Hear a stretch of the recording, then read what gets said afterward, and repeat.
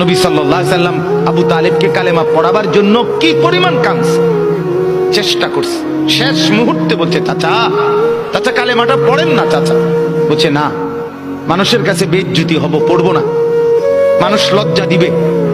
আল্লাহ নবী সাল্লাল্লাহু আলাইহি সাল্লাম বলছে, কানে কানে বলেন, আমি কাউকে শোনাবো না, আমি শুধু হাসরের মাঠে বলবো, মৃত্যু পর্যন্ত চাচা ওয়াদা দিলাম জগৎবাসীকে শোনাবো না আপনি ঈমান আনছিলেন, কানে কানে কন। আবু তালেব বলছে না, কানে কানেও বলবো। এবার নবী বলে চোখের পানি ফেলতে ফেলতে, চাচা এমনও কইতেন না তো, ঠিক আছে চাচা আমি কালেমাটা পড়ি, আপনি শুধু ঠোঁটটা নাড়েন, আপনি শুধু ঠোঁটটা নাড়বেন, আমি হাসরের দিন বলবো মাওলা আমার চাচা কালেমা পড়ছিল এজন্য ঠোঁট নাড়ছে, এর সুযোগ দেন। চাচা বলছে না না না, আমি ঠোঁটও নাড়বো না।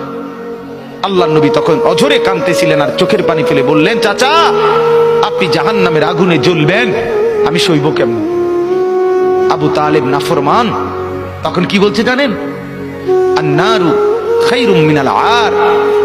মুহাম্মদ, মানুষের কাছে লজ্জা পাওয়ার চাইতে আগুনে জ্বলা অনেক ভালো। বাপ, নিজেদের জিন্দেগিতে একবার ভাইবা দেখেন, আমিও ভাবি আপনিও ভাবেন এমন আচরণ আমার মধ্যে আছে কিনা।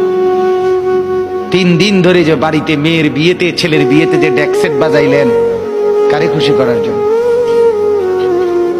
হ্যাঁ, 1 লক্ষ টাকার গেট, এরপরে গায়ে হলুদের এই নগ্ন অনুষ্ঠান কার জন্য করলেন? বেড়া বেড়ি সব, যুবক যুবতী সব একই মাইক্রো প্রাইভেট কারের ভিতরে যাতাযাতি করে বহাইয়া একখান থেকে একখানে নিলেন, কার জন্য?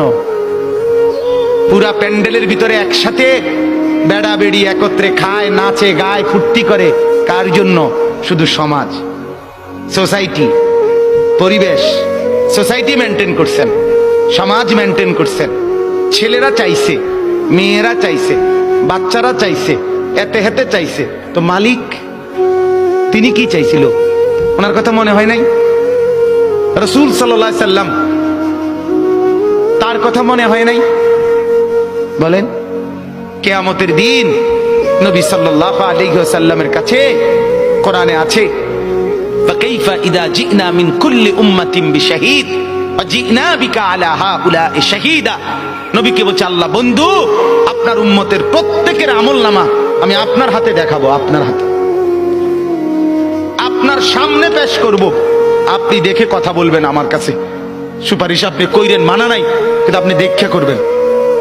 রাসূলুল্লাহ সাল্লাল্লাহু আলাইহি সাল্লাম যদি হাসরের ময়দানে এরকম আমলনামা খুলে উল্টায় আর পৃষ্ঠার পর পৃষ্ঠা দেখে ফজর নাই, জোহর নাই, আসর নাই, মাগরিব নাই, এশা নাই, শনিবার রবিবার, মদ জুয়া, অবৈধ উপার্জন, গান বাদ্য, নাটক, সিনেমা, জিনা, ব্যভিচার, বেহায়া, বেপর্দা সব উল্টায়।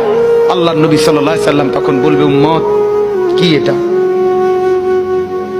উম্মত, আমার 23 বছরের এত চোখের পানির কথা একবারও মনে হয় নাই?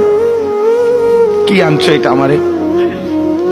উম্মত, তুমি জানো না আমি যে তায়েফের পাথরের আঘাতে পুরা পিঠ চালনির মতো ঝাঁঝরা বানায় ফেলছে আমার?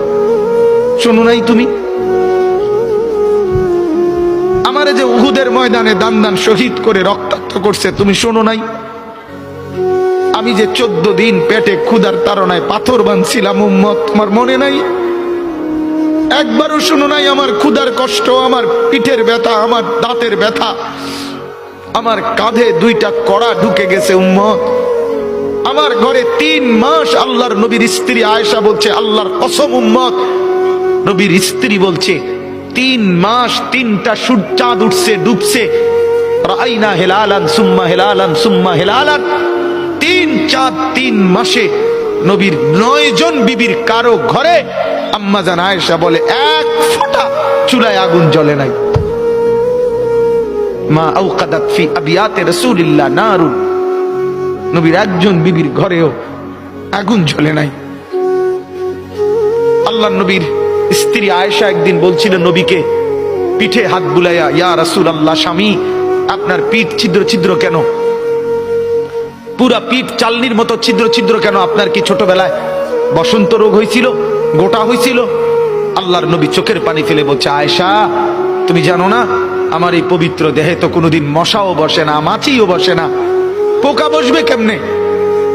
আমার পবিত্র দেহে তো হাঁটলে মেশকের গ্রান বের হয়, আমার পেশাব পায়খানাও তো কোনোদিন জমিনের উপরে 1 সেকেন্ড থাকে না, মাটি ফাঁক করে ভেতরে নিয়ে যায়, সেই আমার গায়ে গোটা হবে কেন? আয়েশা এগুলো আমার তায়েফের পাথরের আঘাতের রক্তের দাগ।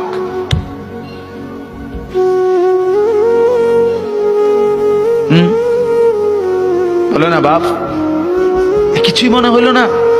এভাবে ভুলে গেলেন? ভুলে গেলেন রাসূলুল্লাহ সাল্লাল্লাহু আলাইহি সাল্লামকে একবারও মনে হলো না? আল্লাহকে ভালোবাসেন, নবীকে ভালোবাসেন, আখিরাত চিনেন? এই বাপ, আমি আপনাদের সন্তান, যে আল্লাহর কোরআন যে ধরে নাই, ছোঁয়ে নাই, পড়ে নাই, বিশ্বাস করেন পড়ার কোনো মজা, লেখার কোনো মজা, জ্ঞানের কোনো মজা, শিখার কোনো মজা, জানার কোনো মজাই সে পায় না। আপনি যেন কিছুই পান নাই, তেমন কিছু পান না। এতটি ফইরা এ ভাত তরকারি যায়, ইডি এমনি খাওয়া যায়, দূর মিয়া, এগুলো এমনি মিলান যায়। এ ভাত দুগের লাগে এত এত মেহনত করন লাগে না। অল্প কয়টা ভাতের জন্য, বিল্ডিং একখান করণের জন্য এত কিছু করতে হয় না, এত কিছু করতে হয় না। অতএব দয়া করে, মেহেরবানি করে, হাত জোর করে অনুরোধ, আপনি শিখেন, কোনো মানা নাই। আপনি বৈষয়িক সব পড়া পড়েন, আপনি সব শিখেন, কিন্তু তার উপরে আল্লাহর কোরআন রাখেন, রাসূলুল্লাহ সাল্লাল্লাহু আলাইহি সাল্লামের সুন্নাহ রাখেন, দিন শিখেন, আল্লাহর কোরআন একটু একটু করে পড়তে শিখেন। আল্লাহ তাআলা আমাদের প্রত্যেককে তৌফিক দান করেন। নিয়ত করেন যে কোরআন পড়বেন ইনশাআল্লাহ।